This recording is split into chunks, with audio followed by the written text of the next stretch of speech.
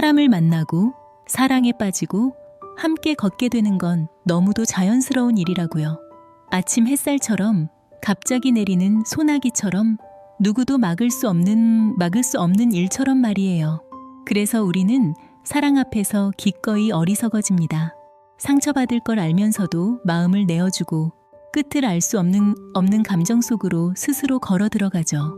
하지만 어쩌면 그 어리석음 덕분에 우리는 사랑이 얼마나 뜨겁고 아름다운지 알게 되는지도 모르겠습니다.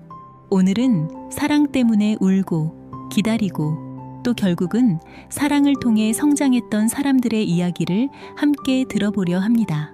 그럼 시작해볼까요? 첫 번째 편지는 미님의 이야기입니다.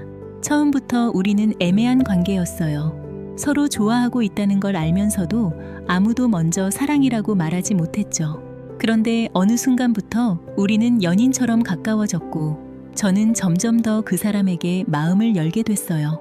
하지만 제가 완전히 사랑에 빠졌을 때 그 사람은 갑자기 더 이상 이어가고 싶지 않다고 말했어요.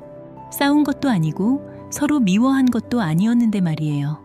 그 이후 저는 매일 밤 잠도 제대로 못 자고 계속 우리 추억만 떠올렸어요. 그래도 아직 마음 한편에는 그 사람이 다시 돌아와 주길 바라는 마음이 남아있어요. 두 번째 편지는 머스님의 이야기입니다. 헤어진 지 6년이 지났지만 저는 아직도 그 사람을 잊지 못했어요. 시간이 지나면 괜찮아질 줄 알았는데 오히려 시간이 흐를수록 더 선명해지는 기억들도 있더라고요. 다른 사람들을 만나보기도 했지만 결국 마음은 늘 그 사람에게 돌아갔어요. 어쩌면 저는 아직도 17살 그 시절에 멈춰 있는지도 모르겠습니다. 그 사람을 다시 만난 날에도 여전히 떨렸고 아직 사랑하고 있다는 걸 깨달았거든요. 이제는 책임과 현실 속에서 살아가는 어른이 되었지만 그래도 제일 보고 싶은 사람은 여전히 그 사람입니다. 세 번째 편지는 해바라기님의 이야기입니다. 저는 그 사람을 정말 많이 좋아했어요. 상처받고 실망했던 순간도 많았지만 그래도 계속 용서하게 되더라고요. 하지만 시간이 지나면서 깨달았어요. 사랑만으로는 관계를 이어갈 수 없다는 걸요. 그 사람은 늘 모호했고 저는 그런 관계 속에서 점점 지쳐갔어요. 그래서 이제는 놓아주려고 합니다. 다시 만나더라도 저는 같은 선택을 하지 않을 거예요. 다음은 캠님의 편지입니다. 우리는 아직 서로 사랑했지만 결국 헤어져야 했어요. 가족의 반대 때문이었죠. 그 이후 저는 매일 밤 다시 만나게 되는 상상을 하곤 했어요. 다른 결말을 수없이 그려봤지만 결국 현실은 바뀌지 않더라고요. 그 사람은 제 하루의 시작이었고 웃게 만드는 이유였어요. 그래서 아직도 가끔은 많이 그리워요. 하지만 이제는 압니다.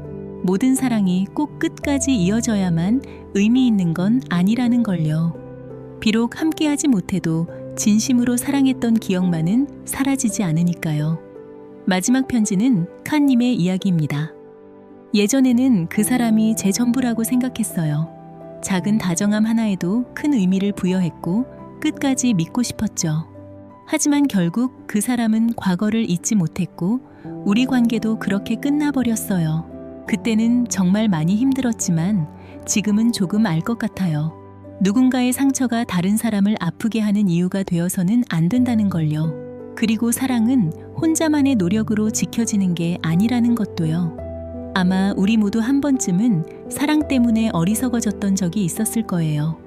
누군가를 보기 위해 먼 길을 달려가고 추억이 남은 거리 하나까지 사랑하게 되고 밤새 음악을 들으며 울어본 적도 있었겠죠. 하지만 그런 시간들이 있었기에 우리는 진심으로 누군가를 사랑할 수 있었던 사람이 되었습니다.